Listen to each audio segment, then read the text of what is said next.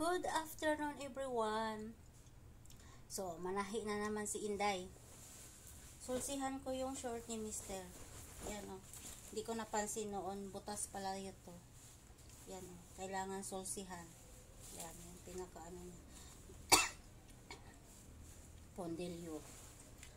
So, ito ay putulan ko po dito. Kasi ayaw isuot ni Tia. Mainit daw. So, sayang naman hindi isuot. Ay, ito ay original pa. So, polo po ang tatak. Tapos, ito, hindi ko na lang siya putulin. Lagyan ko na lang siya dito ng garter. Para hindi masyadong mahaba kasi sa akin ng konti lang. Kaya, yan. Lagyan ko siya ng garter dito. So, ang plano ko ngayon sana ay mahiga ako. Pero ayoko kasi pag nakatulog ako mamayang gabi ang tagal ko makatulog. So, pag wala naman akong gagawin, ang bagal ng oras. So, maganda yung may gagawin. Mas mabilis ang oras. Tahi tayo.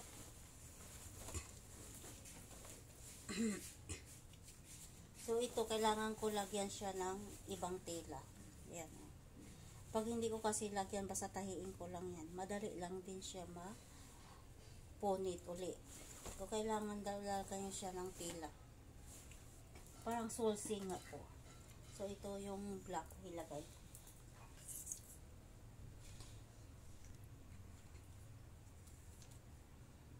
Kupit lang ako ng tela.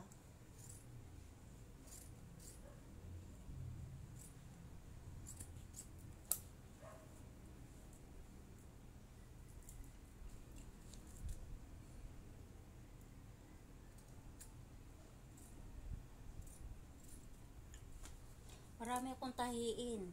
Pero inuunti-unti ko lang ito. Pagtatahi yung mga dapat tahiin. Kung sipagin, ayan. Tahi.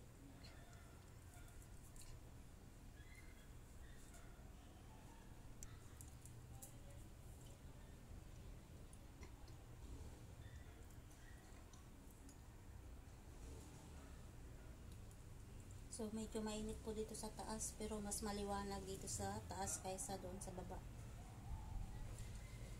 Mainit nga lang.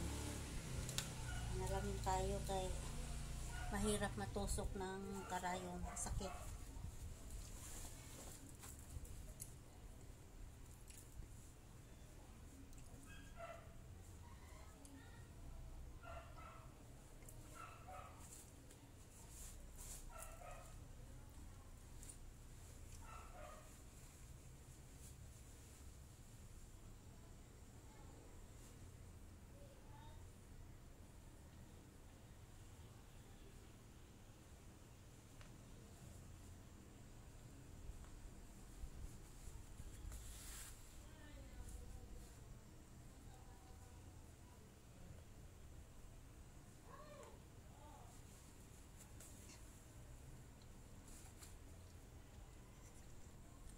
So, natapos ko na po yung dito oh.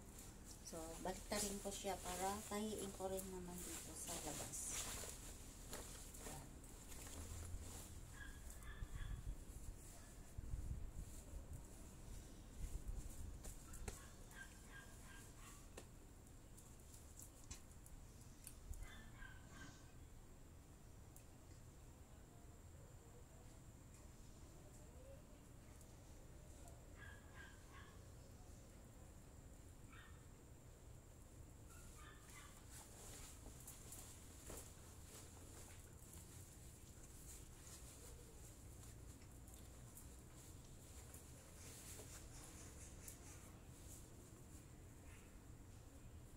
Ito lang naman ay pambahay ni Mister. Hindi naman talaga panlakad. So, okay lang yan. May tahi. Makita yung tahi. So, pag sinuot naman ni Mister yan, hindi nahalata na may sulsi yan. Natatakpan na yan dito. Ganun na. Ayan. Diba? Agoy. Yung alang, pag umupo ko dito sa lapag, grabe, nangalay agad ako.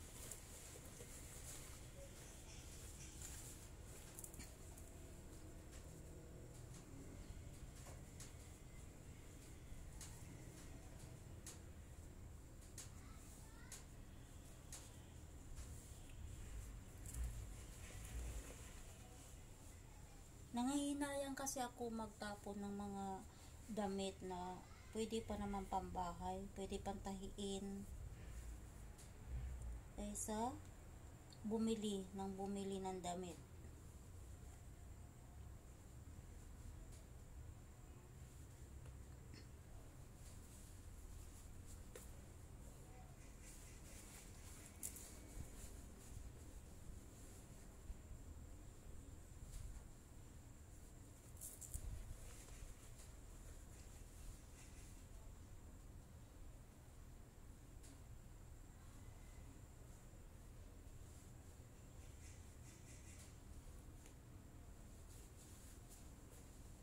Yan, natanggal na sa karayom. Yan, tapos na. Yan mga kanalado, pwede na pambahay ni Mr. Suot na niya uli. Tagal na niya itong hindi nasuot. Diba? Pag nasuot yan, hindi na po makita yung aking tahi. Kasi ano na yan, ganyan. Hindi na makita.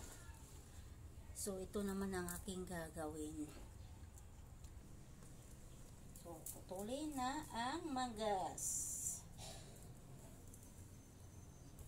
Kailangan magpantay ang manggas pag pinutol.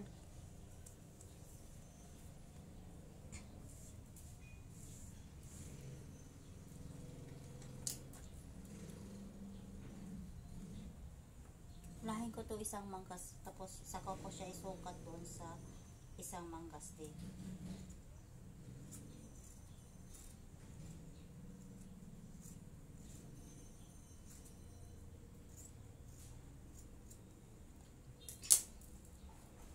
Yan. Ganun ko lang po yan.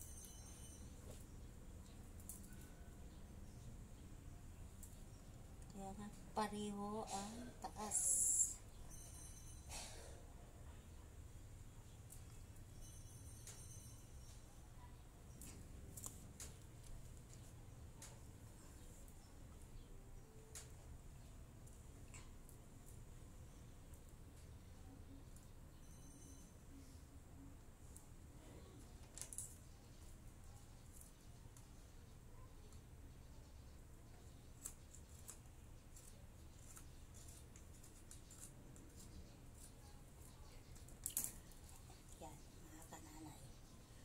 Putol na.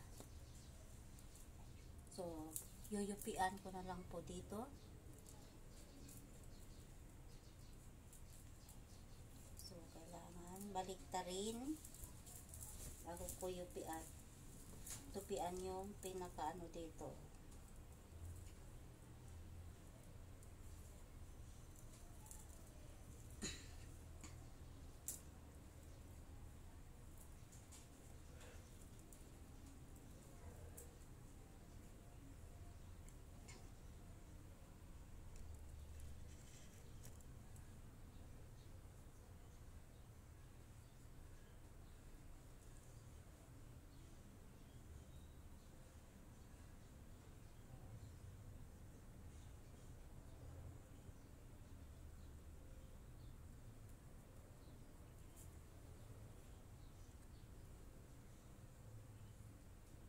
Ay, walang ano. So, thank you for watching everyone. So, pagpatuloy po ako sa aking pagpanahi. So, magandang tanghali po sa ating lahat.